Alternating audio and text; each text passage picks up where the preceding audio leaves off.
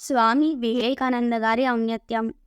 చికాగోలో స్వామి వివేకానందుల వారు సోదర సోదరీమణులారా అంటూ చేసిన ప్రవచనాలు మొదలు ఆయన గురించి ఎక్కడా పరిచయం చేయాల్సిన అవసరం లేకుండా పోయింది.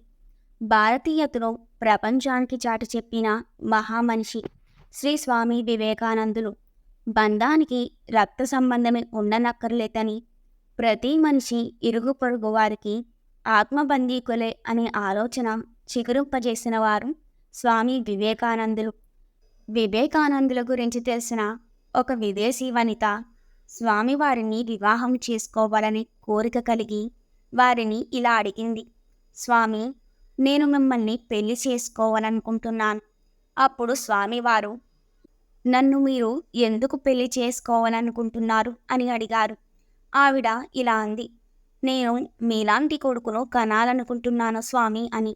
దానికి స్వామివారు ఇచ్చిన సమాధానం, నన్ను మీరు పెళ్లి చేసుకున్నంత మాత్రాన నాలాంటి కొడుకే పుడతాడని నమ్మకం లేదు.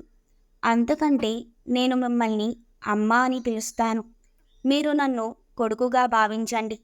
మీరు అలా భావించిన మరుక్షణం నేనే మీకు కొడుకును తల్లి అని అన్నారు. ఈ సమాధానంతో ఆవిడ సంబరమాశ్చర్యాలకు, అమితానందానికి తన్మయురాలై స్వామివారికి ఉత్తర క్షణం నుండి శిష్యురాలిగా మారి స్వామిని సేవిస్తూ భారతీయ గొప్పతనాన్ని చాటి చెప్తుండేది. ఇలా స్వామివారికి ఎంతోమంది శిష్యులుగా మారిపోయారు.